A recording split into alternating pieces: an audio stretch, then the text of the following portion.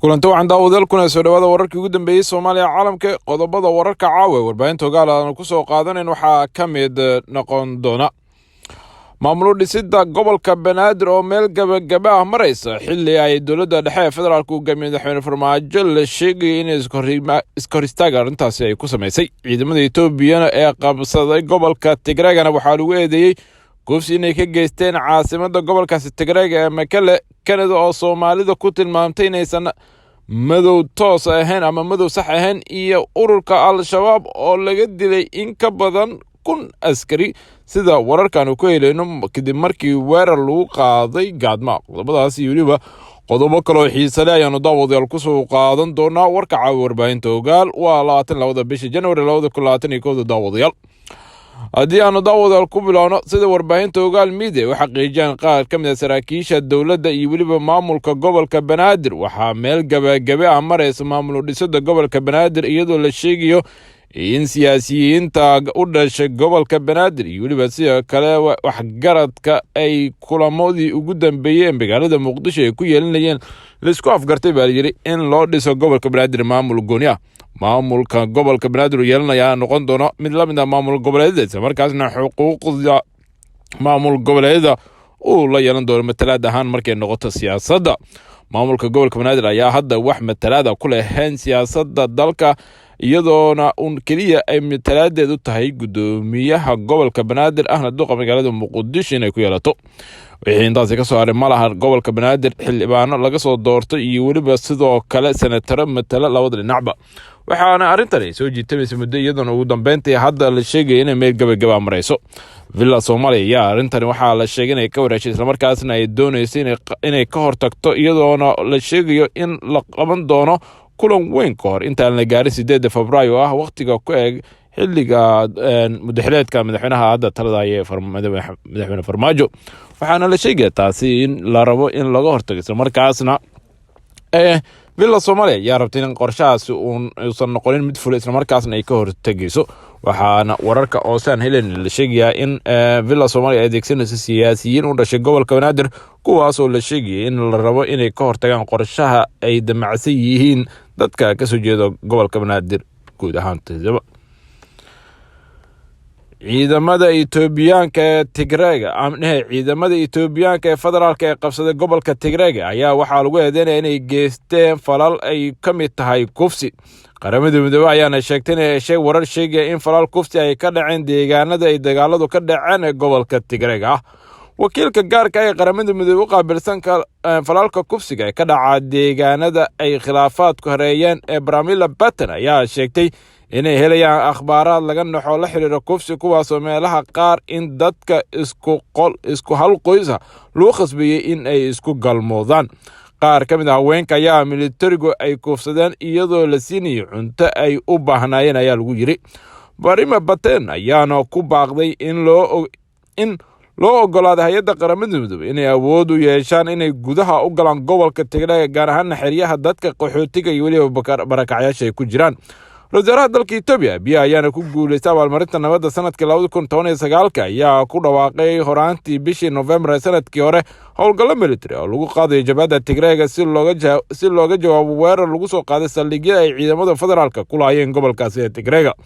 Abiy ayaana ku dhawaaqay inay ku guuleysteen ciidamada federaalka Itoobiya kadib markii ay galeen caasimada Tigreeg balse jabhadda TPLF ayaa wali sheeganaysa inuusan dhammaanin dagaalka isla markaasna ay ku sugan yihiin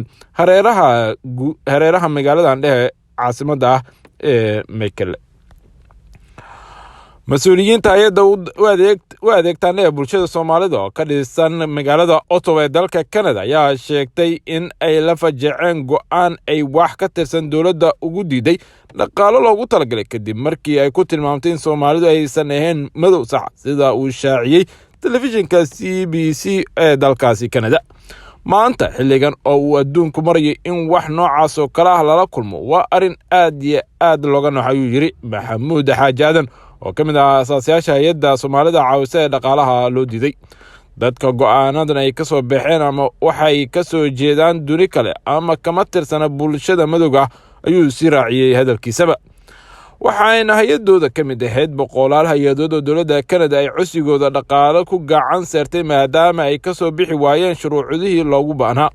sidoo kale agaasimaha hay-addan Soomaalida caawisa Cabdirasaaq Korod oo bartamihii sanadkii hore codsiga dhaqaalaha u gudbiyay xafiiska dowladda ee bixiya qarashaadka lagu horumarinayo bulshooyinka madowga ah ee dalkaas ayaa sheegay inuu marnaba aamini waayey jawaabta diidmada ee lagu soo celiyey iyo weliba sababta loo cuskaday toona. lacagtan ay dalbadeen ayuuna sheegay in dadka lagu caawiyo loogu iibiyo qalabka shaqada sida kombiyuutarada, sidoo kalena loogu fuliyo buyur adeegyo kale oo asaasi ah. Cabdirasaaq Korod waxa uu yiri waxaan helnay email lagu dhahayo in hay-adeena aysan ahayn mid ay madow hogaaminayaan. maanan rumaysanin wixii aan aqriyay rumayso ilaa 3 jeer ayaan aqriyay buu yiri warqadaasi. wasiirka arrimaha qoyska, caruurta iyo horumarka bulshada ee dowladda Kanada Axmed Xuseen ayaa sheegay in warqadda hay-adda Soomaalida loogu diiday dhaqaalaha qodobka loo sameeyay uu yahay buu yiri mid aan la aqbali karin. warqadani dhowaan ay dirtay waaxdeeda oo la gaarsiiyey hay-ado ku guuldaraystay codsigoodii shaqaale raadinta ah waxay ahayd mid aan gebi ahaan baa la aqbali karin ayuu bartiisa Twitterka ku soo qoray wasiirka qudhiisu u dhashay Soomaali. wuxuu intaasi ku soo diray isla markii aan waraaqdaasi la tusayba si degdeg ah ayaan u dalbay in laga noqdo go'aankaasi, waxaana la kulmay saraakiishaydii si aan ugula hadlo khaladka dhacay iyo sidii uu markii horeba uu yiri ku yimid khaladkaasi. laakiin hadalka ka soo baxay wasiirka ma aha mid ku filan daaweynta baa jiri dhaawaca dankooda soo gaaray sida uu qabo Maxamuud Xaaji Aadan.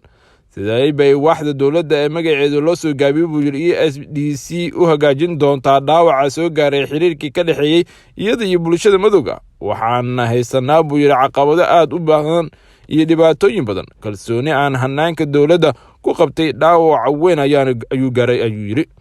bishii Oktoobar ayay hadal haynta ballaaran ee ka dhalatay daraasadda ay Soomaalida ku dartay bulshooyinka caddaanka ah. warbixin ka soo baxday jaamacadda California dalka Mareykanka oo ka mid ah xarumaha waxbarashada ugu waaweyn caalamka ayaa bulshada Soomaalida ku dartay liiska jinsiyadaha caddaanka ah ama dadka kale ee loo yaqaan baa yiri Caribbeanka. jaamacadda California dhammaan xarumaha waxbarashada ka qayb qaatay barnaamijka samafalka ee ardayda ayaa codsaday in loo soo gudbiyo xog ku saabsan farac jinsiyaadka ee ardayda dhigata waxbarashada ka sareysa dugsiyada sare. hase yeeshee xogta lagu qeexay ardaydaasi waxay ka duwan tahay midda taariikhi ah ee haysato jaamacadda California sababo la xiriira isbedelada la sameeyay 2010 ayaa lagu yiri qoraal ay jaamacadda ku daabacday boggeeda internetka. cilmi baaristan waxaa la sheegay in lagu eegay lafta ku jirta madaxda dadka taasoo dib loo tixraacay ilaa qarniyo hore baa la yiri. 5 qaybood ayaana loo kala dhigay liiska asalka jinsiyadaha sida ku cad warbixinta jaamacadda. Mareykan madow ah ama kuwa Afrika ah, Mareykanka Hindiga ah ama dadka u dhashay Alaska, reer Asia, dadka la yiraahdo Pacific Islander ama muwaadiniinta Hawaii. caddaan liiska caddaanka waxaa sidoo kale ku jira Djibouti, Suudaan, Masar iyo dalal kale oo carabta iyaga ka mid ah. arrintan ayaana waxay noqotay mid hadal hayn badan dhalisay isla markaasna bulshadu ay aad u hadaleysay maalmihii la soo dhaafayba. militariga dalka Uganda ee ka tirsan howlgalka AMISOM ayaa sheegay inay dileen in ka badan 1,889 ka tirsan ururka Al-Shabaab kadib markii ay ku qaadeen weerar lama filaan ah iyagoo ku shiraya xaafadda Siigaale oo 100 kilomitir kaga beegan koonfur bari caasimadda Muqdisho kana tirsan gobolka Shabeellada Hoose. waxaana militariga Uganda ayaana sheegay inay shabaabka ku shiriyeen meel hawd ah isla markaasna ay burburiyeen gawaari militari kooxda ay leedahay iyagoona intaa ku daray in howlgallada kala duwan ay ka sameeyeen gobolka Shabeellada Hoose. waxayna intaasi ku dartay inay howlgallada ku soo xireen 2 taliyo Al-Shabaab ka tirsan kuwaas oo ay sida ay sheegeen lagu wareejiyay ciidamada dowladda ee dhexe ee federaalka Soomaaliya. afayeen u hadlay ciidamada Uganda oo lagu magacaabo Colonel Dick Akika ayaa wakaaladda wararka ee AB u sheegay in wax khasaaraha aysan gaarin dad shacab ah balse ay dileen askar iyo xubno sare oo Al-Shabaab ka tirsan kadib markii ay weerar ka qaadeen hubna u dhac daranna ay dooriyeen. sidoo kalena wuxuu afayeenka Xuseen iyaga iyo wax khasaare aysan soo gaarin waxaana howlgalka ka qayb qaatay buu yiri Bring Donald Basso ah taliyaha ciidanka dhulka ee ciidamada Uganda. ma jirto ila madax bannaan oo caddeynaya sheegashada khasaaraha fara badan ee Al-Shabaab ka soo gaaray weerarkii ay ku qaadeen ciidamada Uganda. ciidamada nabad ilaalinta u jooga Soomaaliya ka socda midowga Afrika ee AMISOM loo soo go'ay ayaa kaalin weyn hore uga qaatay